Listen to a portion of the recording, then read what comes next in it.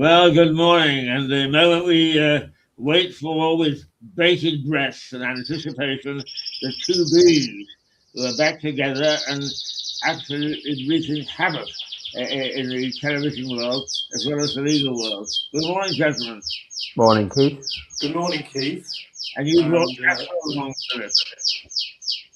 Say again, I'm But- sorry. You brought Casper along. Well, there's not a lot I can do about that because this room is the best Eh, Wi-Fi location in the house, and that's where his cage is. yeah, no, I, no. I've got to say, Keith, I asked Philip if he would take a photo or get a photo of Casper because my daughters were keen to see him.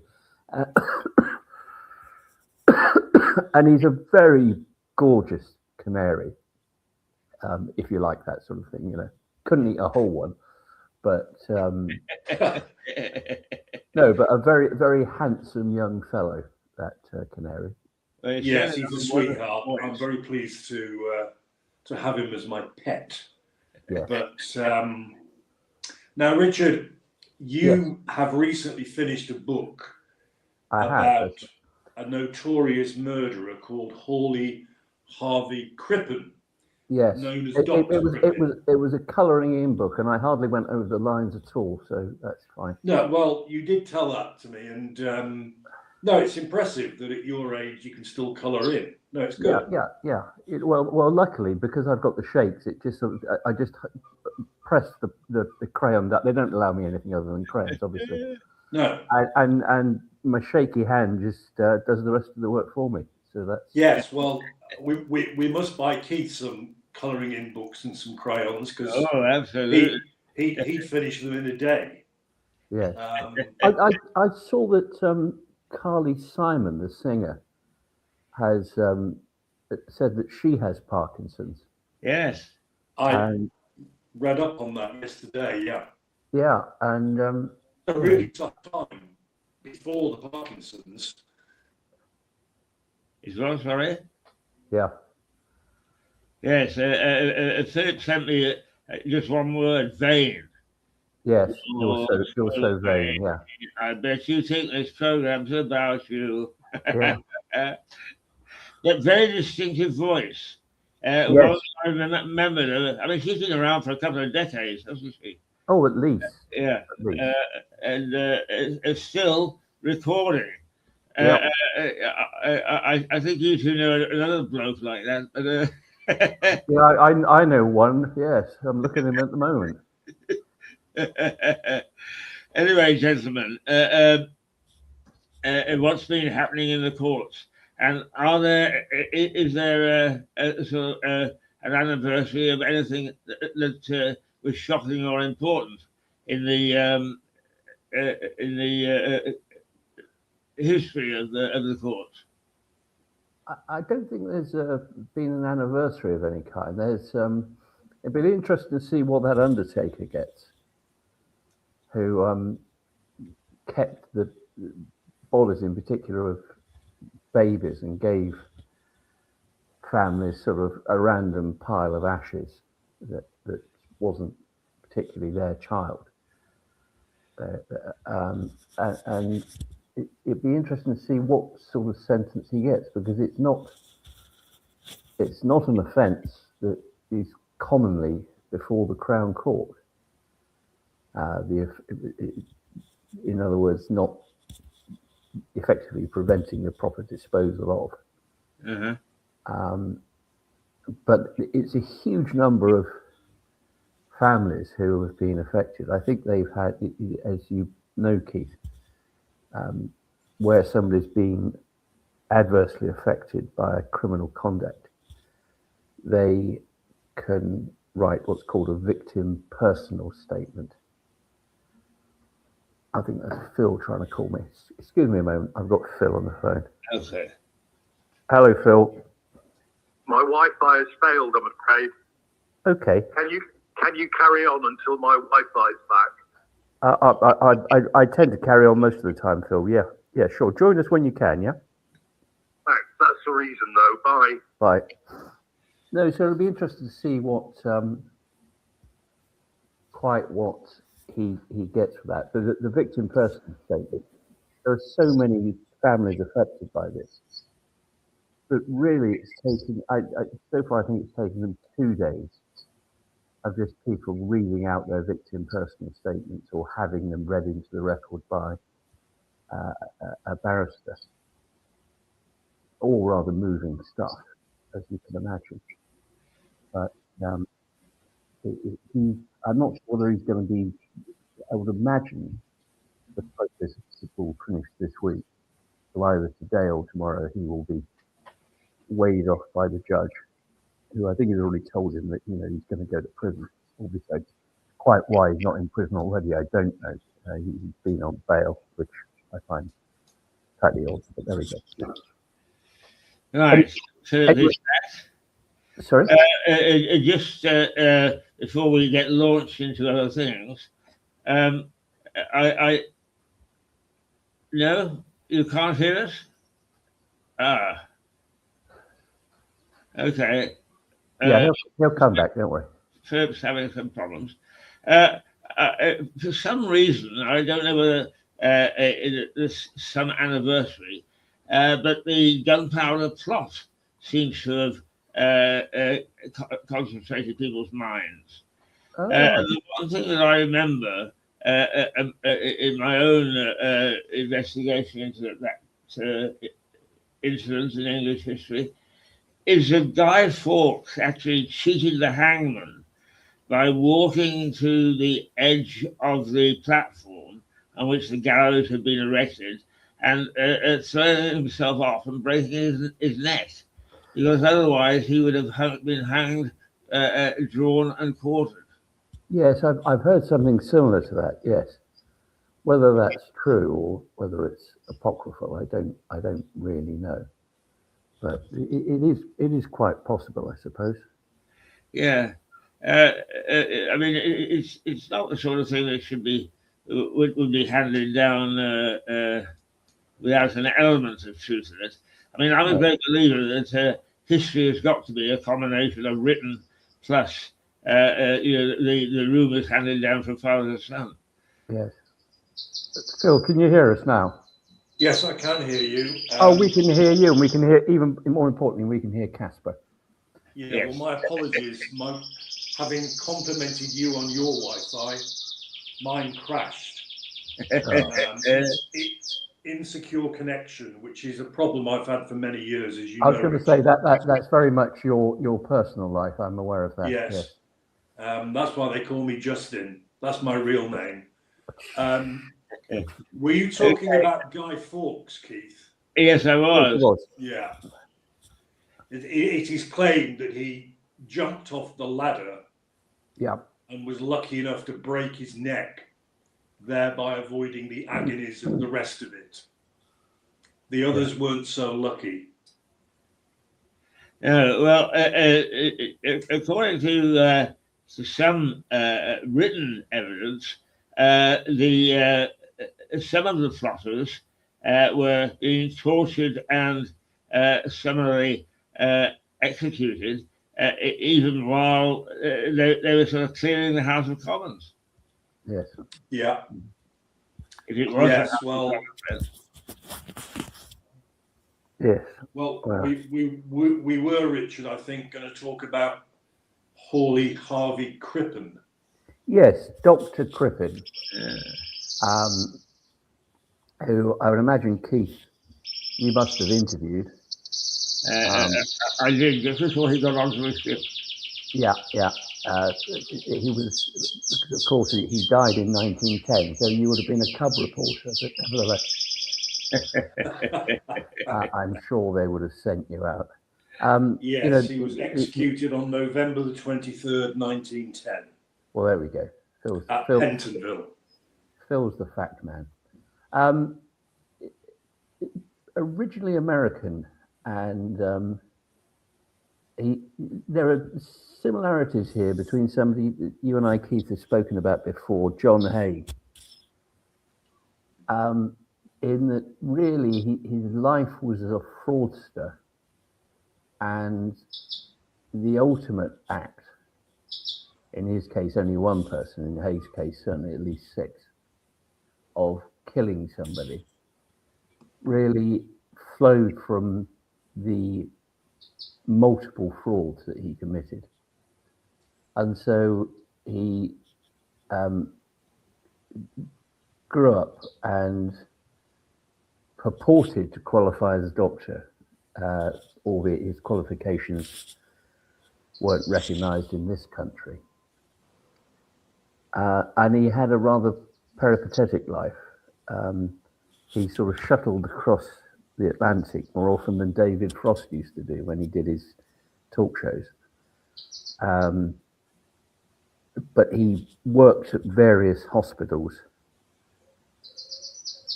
purporting at different times to be a specialist in a whole range of things. He purported to be an obstetrician dealing with problems that only women have. He purported to be an ear, nose and throat doctor, and also an expert in dentistry. But perhaps most importantly, from that point of view, he was a great advocate of homeopathy. Now, I'm going to upset at least your viewer, if not his dog. Homeopathy is absolute garbage. It bears no relationship to science as we know it. And it's the theory that you introduce to a person who's got an illness a very tiny dose of what it is that you think is wrong with them, and this is the weirdness of homeopathy. The smaller the amount is, the more diluted it is, the more powerful its effects. And so he was a quack. And he had various jobs peddling homeopathic remedies, as I said, in America and here as well. And was involved in a range of businesses that were shown to be fraudulent. He also got married. He got married to a woman called Charlotte Bell in America when he was still relatively young. And she unfortunately died. And it's not quite understood why she did die, because she was a young, perfectly healthy woman. And it was only really after everything else came to light that her family in particular believed that Crippen had killed her. No evidence that would prove it in a court of law, but it's an odd feature that his first wife died in that way. And then he met a woman who would become his second wife. And she went under various names. She was of sort of European extraction. But she wanted to be an opera singer. And she took the name Belle Elmore. And really that was how she was known by everybody who knew her. She couldn't make it as an opera singer. They did get married. She got pregnant. And he procured an abortion for her because the last thing he wanted ever in his life was to have a child. Because in fact, he'd had a son with Charlotte, his first wife, and had just farmed him off to relatives to look after. And really, his son didn't see him for decades at all. But with Belle, she got pregnant, as I said. He procured an abortion, which at the time, of course, was illegal in this country because he'd settled in England by now. And then he persuaded her, and she bitterly regretted it. He persuaded her that she should have an operation to have her ovaries removed, thereby preventing her from ever becoming pregnant again. And she did have that operation. And whilst he wasn't the surgeon who conducted it, it's believed that he, in fact, was an assistant to the surgeon, which is a very odd feature that you would wish to be ministering to your wife while she was going through an operation that you knew that she didn't particularly want to have, but he had pressured her into it. But importantly, this, as part of that operation, she had to have an incision on her midline, so below the navel and down to the pubic bone. And she did have that, and as a result, suffered and retained a scar there. And that becomes of significance later. So it became a very unhappy marriage. She sought comfort in food, it would seem, and put on quite a bit of weight. He didn't find her sexually attractive anymore, and she didn't find him in the least bit attractive in any way. And it may well be that because of the complications of the operation that she had, that she was incapable of having sexual intercourse again. But nevertheless, they did live together still. And having failed to become an opera singer, she then moved to vaudeville, effectively, to the theatres that produced variety shows. A little like, if you remember it, Keith, and I'm sure you will, the good old days, where there's a series of acts, different types, acrobats, comedians, dancers, and singers, and she was one of those singers. And she was known to Mary Lloyd, who was a very famous music hall artiste of the time. And she filled her time with that. Crippen, meantime, worked at various establishments in central London, peddling fake medicines. And whilst he was never the leading light in those, there were other people who were rather more proficient fraudsters than him who did that. He was an important part of it because he was their doctor, and they could say, look, this is this man, and he has worked at the following establishments, which is true, he had done, but all of them for very short periods of time. And that might reflect upon his inability to do the job properly. But it did provide him with an income, and there's some speculation as to what other income he had, because he did certainly lavish upon Belle a lot of very expensive jewelry and a huge amount of clothes and furs and things like that. So they had an image on one level of being a very successful couple, the doctor and the singer. But he wasn't, as I said, happy with her, and she certainly wasn't happy with him. So it was a marriage of convenience. There's no question about that.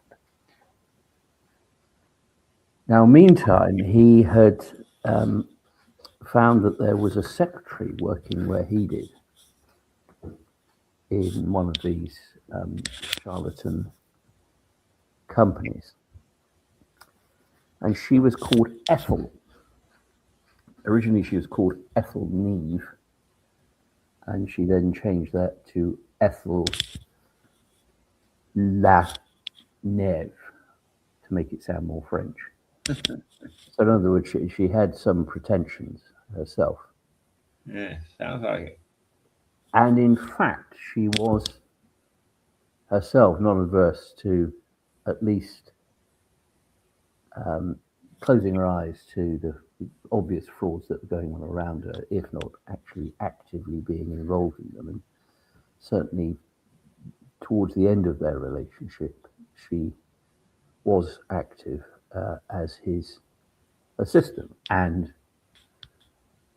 ultimately became his lover, which of course at the time was very much frowned upon. She too got pregnant, and he got her an abortion as well. And he kept telling her that his wife, Belle, he was going to divorce. Now, at the time, the only way you could divorce somebody really was to show adultery. That is, they'd had sex with somebody else. And as I said, it's very unlikely that Belle was physically capable of sexual intercourse after that rather botched removal of her ovaries. But he told Ethel time and time again, look, don't worry, she'll go to America, and if she goes to America, I can divorce her there. And it's true, it was very much easier to get a divorce in America at the time than it was in this country. And so he strung Ethel along with these stories, but she Ethel, was desperate to get married. And she nagged away at him about it. She was significantly younger than him and wanted the security of marriage.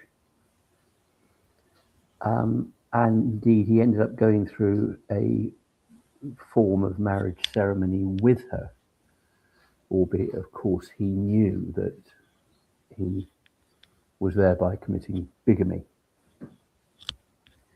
But what's bigamy to a fraudster? You know, if it means that you retain your lover and all that her young body has to offer, then don't rock the boat. Yeah. Go ahead, Keith. Is this second wife? I'm not clear how he met her. What, Belle?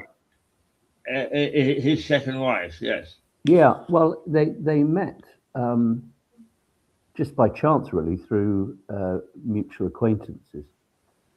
And she had, as I said, European connections, and she traveled to America, and that's where they met originally.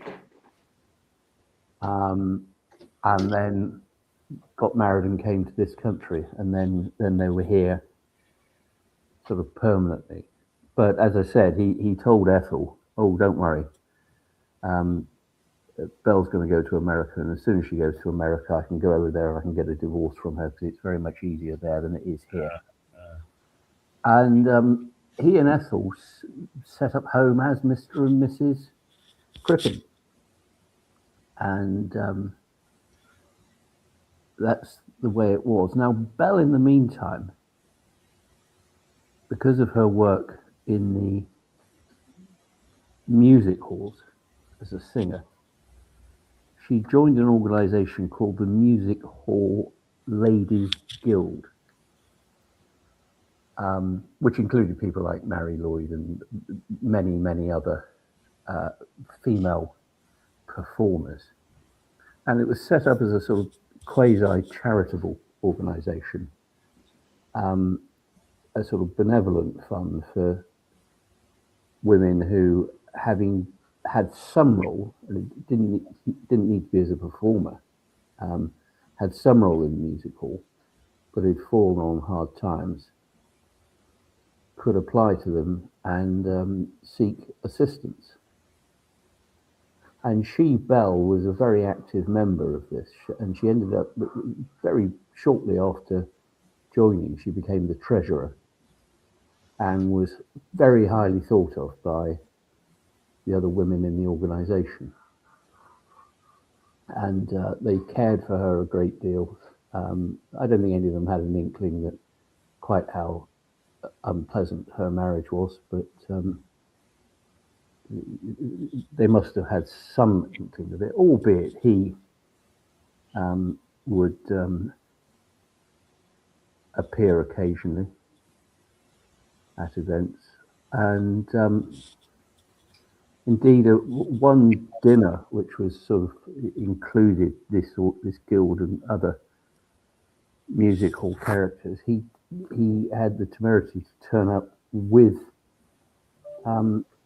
his new squeeze, and the women of the guild were outraged by this, that he should be there with what he just introduced as his secretary. She was his secretary, but she was also, of course,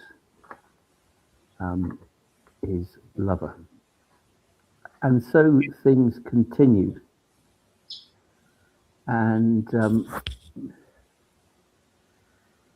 there came a time when he clearly needed to find a solution to the problem of having two wives. And because he was a doctor, he was able to procure a whole range of drugs.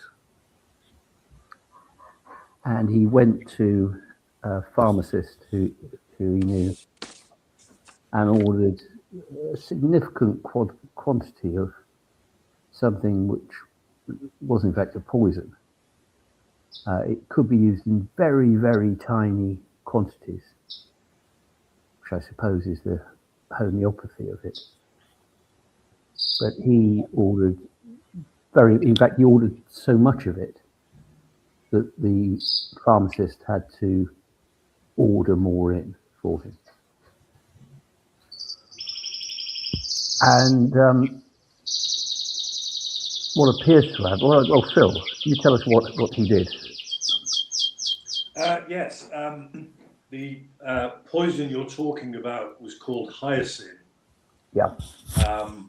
And in very small doses, it could be used to tranquilize, for want of a better word, because Belle was notoriously and extremely moody and would lose her temper with Crippen over minor things. So it was first thought that he was using this to sort of calm her down, but it is scolopamine, and it was really unusual. It came to pass, really unusual, that it had been used to actually kill Belle or anybody. It was a very unusual way of doing it. Normally they'd use arsenic or something like that. She disappeared, basically. Yeah, and just dealing with her death, that would have been a very painful death if that was the drug that was administered. Absolutely, it would have been dreadful. And more drawn out than, for example, something like arsenic being used. Yes. Yeah. Yes. Sorry. No, don't say sorry, but no, you're absolutely right. It would have been agonising. Yeah. And she disappeared. She disappeared, and the guild, the ladies in the guild you've mentioned, became very concerned because they would have expected her to let them know if she was, for example, going away, which is the story that Crippen told. He told everybody that she'd gone back to America alone to look after a sick relative. Yeah. That was his first story. And he produced what purported to be a letter to the guild members from her, which he said that she was so upset that she dictated it to him, hence why it was in his handwriting. 2 letters, in fact. 2 letters, yeah, quite. And delivered to the guild by Lenève. Yes. In his handwriting. Because, with hindsight, she was incapable of writing those letters because the poor thing was dead. Yep. But so in the end, the guild ladies went to the police. And a chief inspector from Scotland Yard called Drew turned up at the house. I think it's Dew, isn't it? DEW. DEW, you're quite right. Dew, yeah. Never make a mistake with a man who's read the book. He questioned Crippen about the disappearance of his wife. Well, just before that, in fact, when the guild first went to the police just ignored them. Now, that's the bit I didn't know, you see. Yeah. So they went to the police and the police dismissed it and said, well, if she's gone away, she's gone away. And this is Dr. Crippen, what are you suggesting? You haven't got any evidence of that at all. And the guild decided that it might be better to have, if a bloke went along and spoke to the police, and they got a bloke to go along, and he got knocked back as well. And it was only the 3rd occasion, as you say, Phil, that Officer Dew became interested and involved in the case. Sorry, you were saying he questioned. No, I'm fascinated. I didn't know that at least 2 attempts to notify the police had fallen on deaf ears. Yeah. Anyway, he did question Crippen, and Crippen made his first major mistake because he blurted out to the copper that the story of her going to America to look after a sick relative was not true, that he'd made it up. And the truth was that she'd run away to America with her lover. So he was asserting now that she'd been an adulteress or was an adulteress, yeah. and was in America. And the police left it at that. And actually, the stuff I've read suggests that it would have gone no further. That's right. Had Crippen not made his second major mistake, because his nerve was broken by the visit, and he decided to flee the country with Lenève, disguised as a boy, short hair. He bought boys' clothing, and there was evidence at the trial from the outfitters of the clothing he bought in which he dressed Ethel. And they went to the continent first, and then they sailed, I think from Antwerp, it doesn't matter. Yes, it was Antwerp. To America on a boat known as the SS Montrose. Well, the police now were getting more and more interested and went back to the house, which was entirely unoccupied, and did an absolutely thorough search, including the cellar. And in the cellar, they found underneath the flagstones a torso. In other words, a trunk, a human trunk. No head, no legs, no arms. No bones. No bones. And it had been put there in a form of quicklime, which normally would dissolve bones and flesh. But for some reason, and it's something to do with the earth underneath those flagstones and the clay, it was a clay soil. It converted the lime, whatever it was, into a preservative of flesh. And that is why, though the bones had disappeared, as you rightly point out, the flesh remained and was in a sort of a mummified state. Yes. So it was recovered. It was bits, wasn't it? It wasn't sort of in a single piece. Again, I didn't know that bit. Yes, it was sort of effectively sort of joints of meat type thing. And the pathologists, who included Bernard Spilsby, who became and that was his first major case. Yeah, I know exactly. He became massively famous in the 20th century. The opinion of both the pathologists was that the bones had been removed and disposed of elsewhere, as had the head. And whoever had done it must have had some medical training in dissection, which would fit with Crippen, of course. Precisely.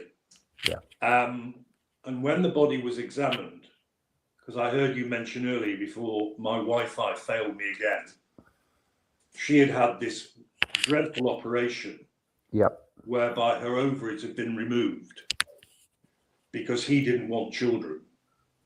And hence the abortion for Ethel as well. Yes. And there was a scar on the torso, exactly where it would be expected to be, consistent with such an operation. Yes. And the two Crown's pathologists, and particularly Spilsbury, were absolutely adamant that this was a scar. Yes. Well, the defence, he was represented by a bloke called Tobin. The defence at trial were very keen to suggest this was not a scar. And the reason was that the renter medics, they called, and it was almost laughable actually. They called a surgeon who'd never actually performed an operation. They called a second so-called pathologist who simply was barely qualified. And these two tried to persuade the court that it was not a scar, and the reason it wasn't a scar was because there were hair follicles around the flesh of the scar itself. Well, Spilsbury put paid to that idea by, yes, there were, in a wider scope, hair follicles, but they were non-relevant to the scar itself. So there we have two, if not more, ways of identification leading to the body being, well, Belle Elmore, as you've rightly said, was her stage name. Her real name was Cora. And so they had the body. Now, he's on the SS Montrose. Yeah, sorry, just they had the body, but I think they were also able to show that there were traces of the poison in the flesh that they had. Now, again, I bow to your knowledge. That's again, I didn't know. Yeah, I think that's right. Yes. Yeah. Anyway. So they're on the boat. They're on the boat, but their descriptions had been distributed, and these were in the days of working telegraphs, wireless telegraphy, and this is another big first. This is the big first in the case.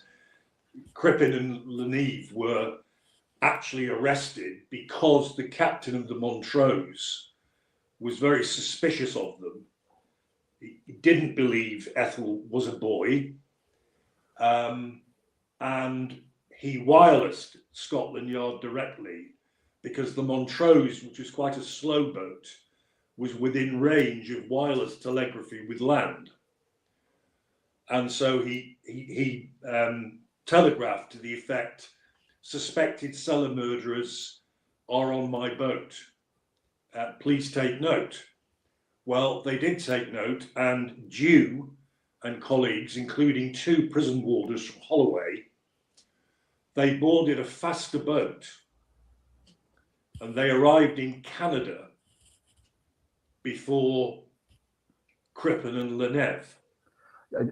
Just on that, you know, the captain of this boat, who was very perceptive, and did his utmost to reassure the pair of them that everything was fine. That yes, yeah, and you know, invited them to dine at his table, which is of course a great honour on a boat, on a ship, that you get to dine at the captain's table.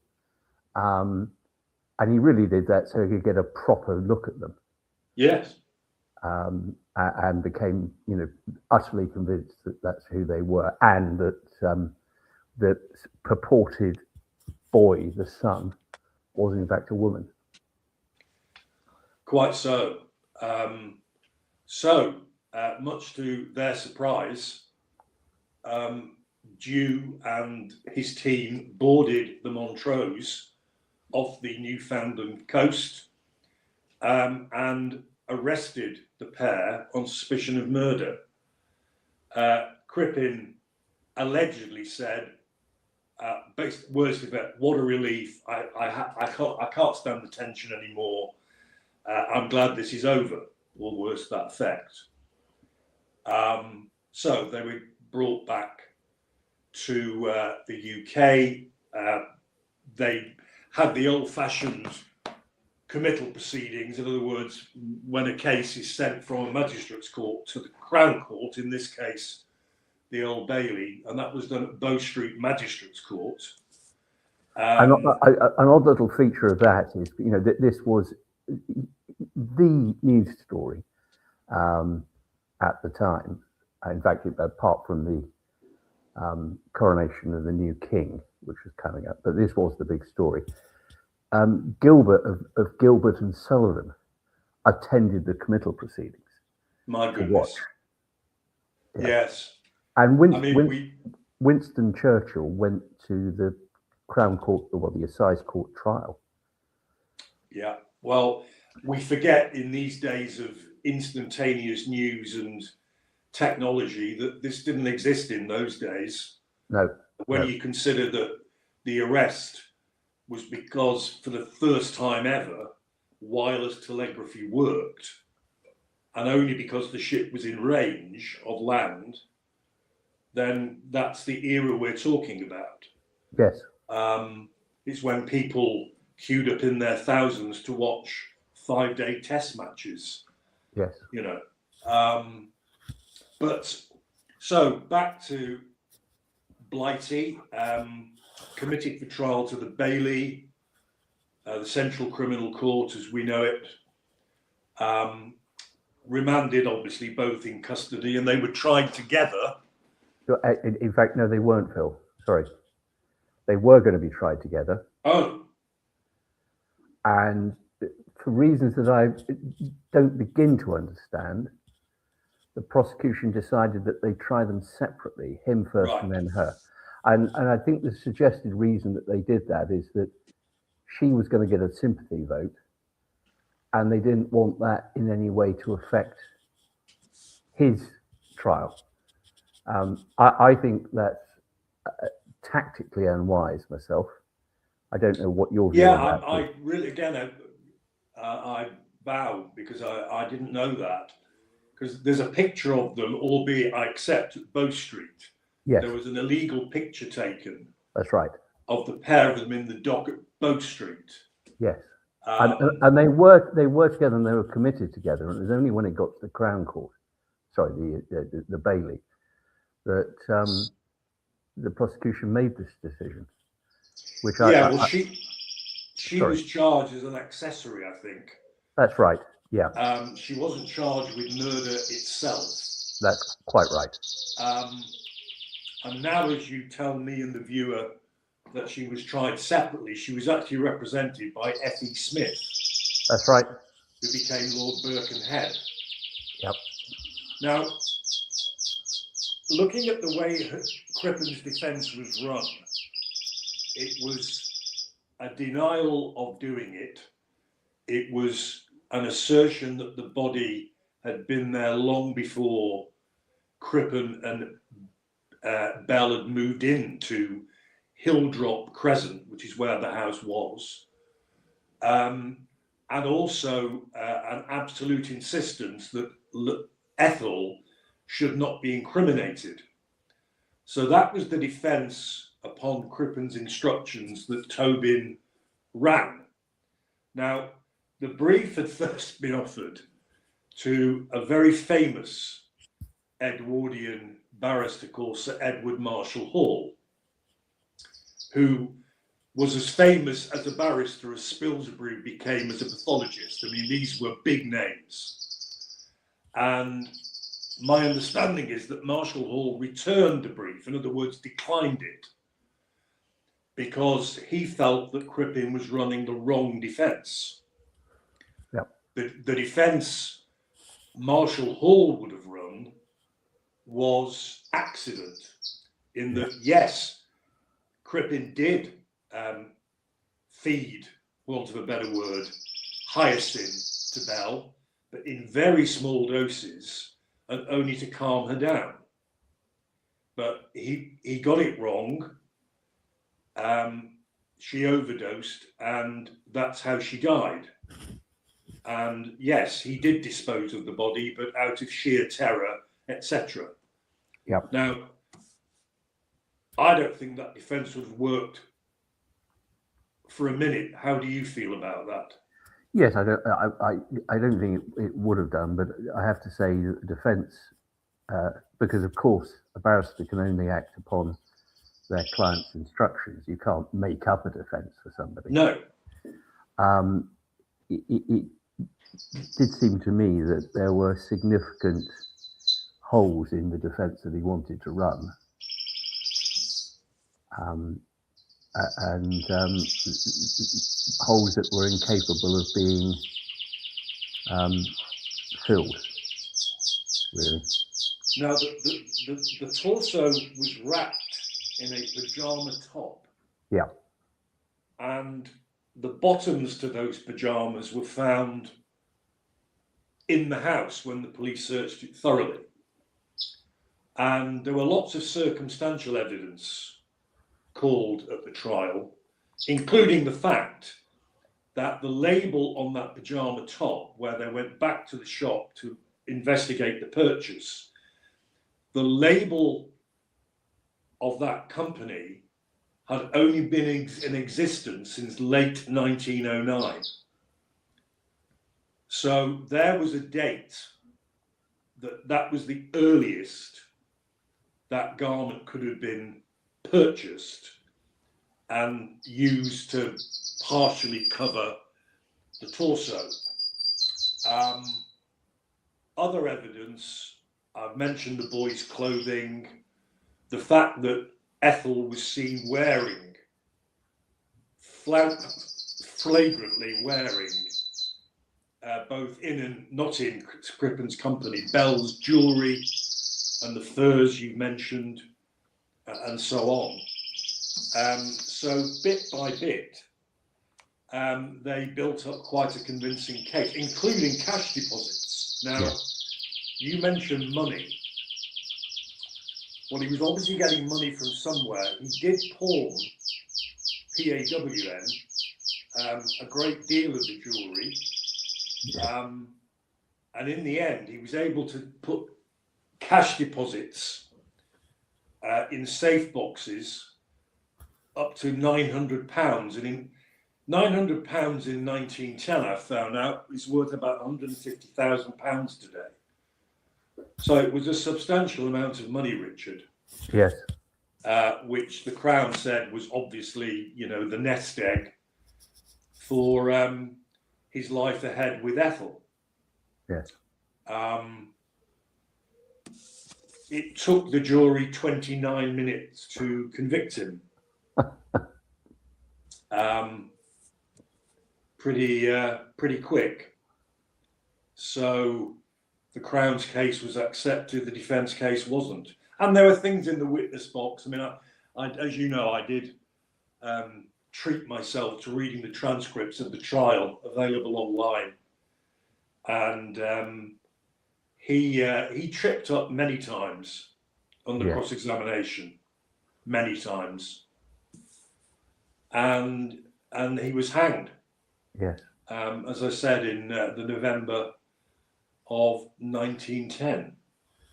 Yeah. And then she was, after that, tried and was found not guilty.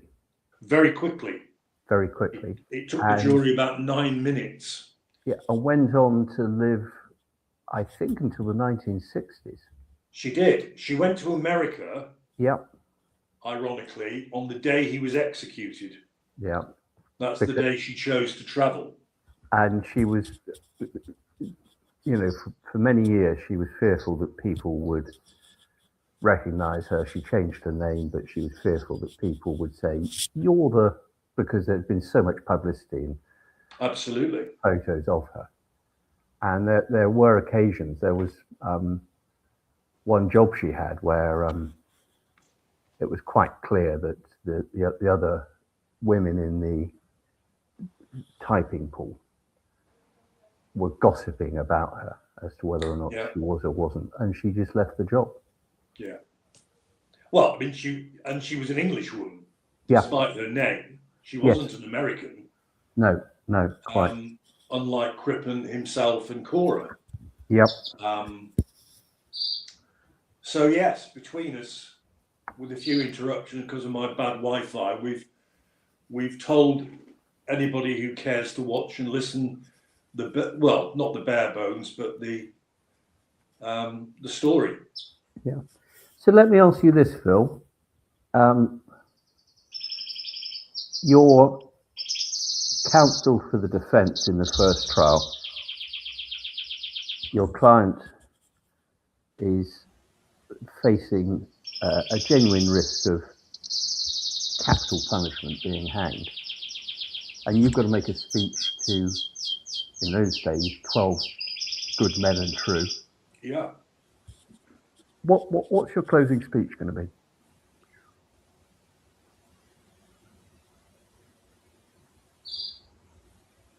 Well, firstly, I'd have to remain faithful to the defence that was run. Yeah, but how would you not spin it, but how would you portray that to a jury in its most favourable light? Well, with great difficulty, I'm afraid. I fear it would be the most hostile jury I would ever have to address. Yeah.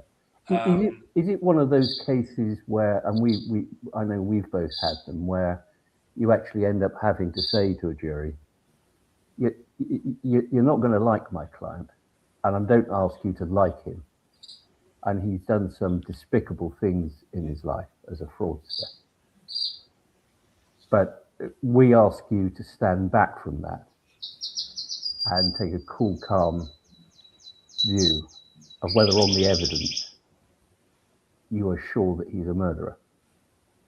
So yes, in other words, that's when his problems begin. Yeah. If as a defender you're saying, just concentrate on the evidence, put your emotions to one side. You're not meant to like him. He's a horrible man. We all accept that. And then there's the evidence that you and I have discussed. It's pretty powerful stuff. It is, yeah. I don't think. But you do you not need to lance that particular boil of a juror thinking, I really don't like him at all, without actually giving him a chance, as it were? Of course, no, you're absolutely right. I mean, that's what you would do. That's what I'd like to think I would have done. Yeah. The other tactic as well is to actually ignore the evidence. Yes. Which I have done on occasion, basically. And just give a friend Roman's countryman type of speech. Yeah. Lend me your ears. And just waffle and ignore the bad bits. Phil, I don't think I ever heard you make a speech in which you didn't ignore the evidence. Thank you. No, not at all. But, that's because I was always up against demon prosecutors like you. Yeah, well, no. I never stood a chance. Yeah. Something I want to ask you, Richard. Yeah. Because you are a self-declared expert on the Carry On films. Well, something like that, yes. Well, in which Carry On film, did Peter Butterworth play an Edwardian who'd killed his first two wives and was looking for a third? Yes. And in which film his friend nicknamed him Dr. Crippen? The film where he was, his first two wives had died. And I think he says something like, my first wife died. She was poisoned by mushrooms. And your second wife? My second wife died in different circumstances. Why was that? She wouldn't eat the mushrooms. And it's from Carry On Loving. It is indeed, 1970. Well done. Yeah. Which is about a dating agency run by Sid James and Hattie Jakes. God, Sid James. And they had this sort of office where people would come along, and then he'd write all the details of the person down on a card, and then put it into what appeared to be a massive computer behind his desk, feed it in, and then out would come a card of, the perfect match. This is the person for you. In fact, it wasn't. It just went through, and Hattie Jakes was at the other side, looking at the bloke's card and trying to find a woman for him. And she upset Sid because he fancied a woman who had come along there and was sort of chasing her.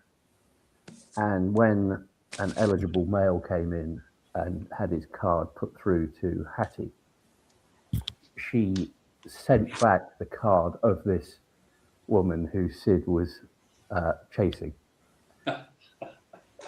And he was going, I don't know what's happened. The machine's gone wrong. I can't understand it. No, she's not available, that one. Oh, brilliant stuff. Yeah. No, I mean, I got that from a whole list of books, dramas, films, you name it, that were all in some way based or associated with Crippen. I mean, it's extraordinary. Yeah. A whole list of things. It remains a very gripping story. Yes, well over a century after it all happened. Oh yes, absolutely. Could I ask you, which port did Crippen embark on the ship to go to Canada? Which what? Sorry, Keith. Course. Port. I think it was Amsterdam. Antwerp.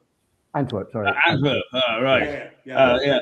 He and Lenève fled to the continent. And they took the boat from Antwerp. Yeah. Which probably explains why the faster boat that Dew was on was also nearer to America because it went from Southampton or somewhere. Yeah. No, I was very interested because the very first time that I went to, no, not the first time I went to Canada, that was when I was 15, but when I first went to Canada and was going to university, I took a boat, but I took it from Liverpool, and it was the last year that more people travelled the Atlantic by liner than by aircraft. Blimey. Interesting. But it undoubtedly, if they were going to Canada, they might have gone to St. John's, I suppose. But the chances are that they sailed down the St. Lawrence. And that is indeed a spectacular event. It really is. When you travelled to go to university in Canada on a boat, were you not worried about the U-boats? Well, they didn't give us each a machine gun. Yeah, I was going to say, yes.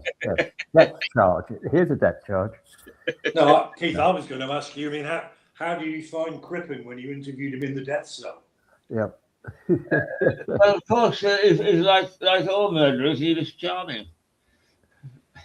As John Mortimer wrote, a wonderful book called Murderers and Other Friends, making the point that people who do dastardly things when they're in custody can become absolutely charming. Yes. And respectful. Yes.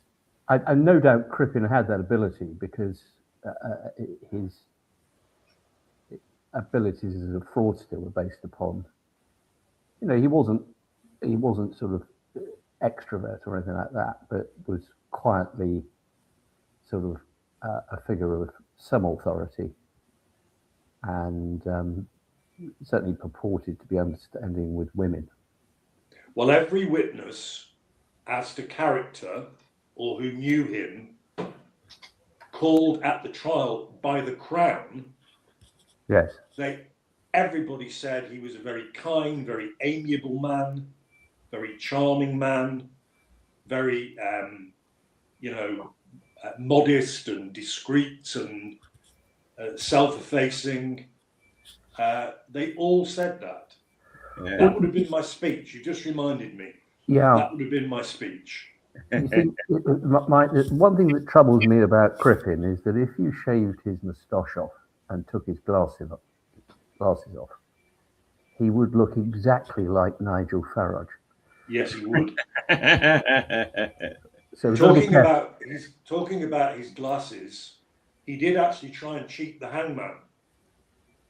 He smashed his spectacles during the night and tried to cut his throat with the broken glass, but the warders were on him and he failed, so he went to the drop. It's interesting that you said, Richard, there were some similarities between Crippen and Haig. Yeah.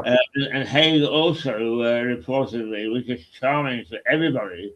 They all wanted to be around him. But I knew an old boy. I won't tell you why, because I used to get up early to help distribute newspapers. But he was a schoolboy at the time of Haig's trial.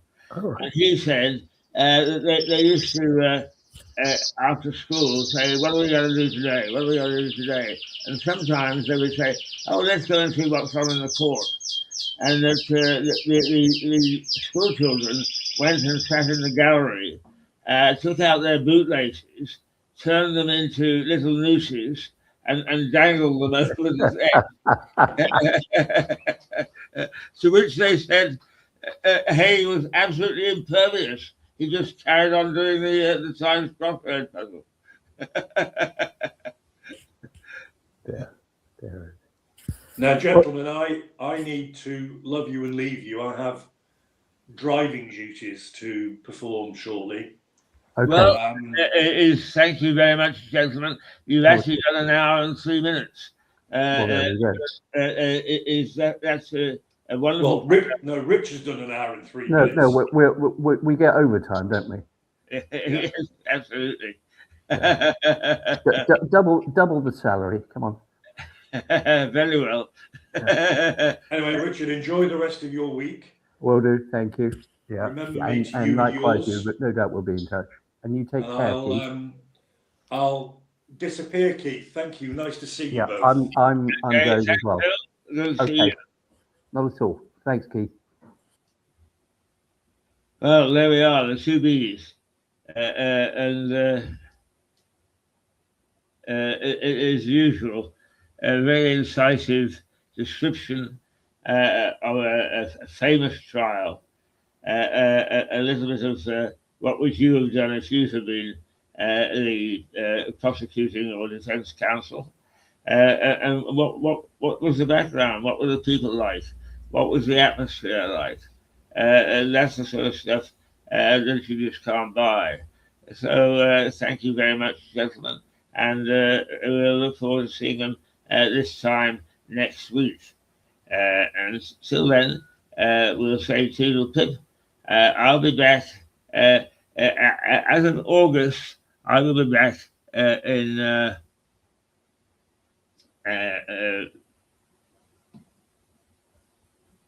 where are we? Yes, I'll be back in the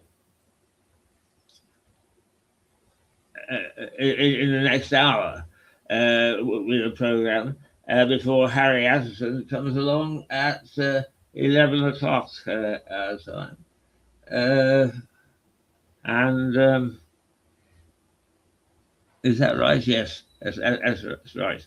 And we'll get some analysis of what's happening in the world with very incisive views and very good analysis. So for the moment, what we'll do is we'll say toodle pip for an hour, and then we'll be back at 11. 11. Yeah, what is it? Is it 10? I'm not sure. We'll be back very shortly. Right. Stay in the studio until the outro echo. Right. Okay. We'll be back in an hour.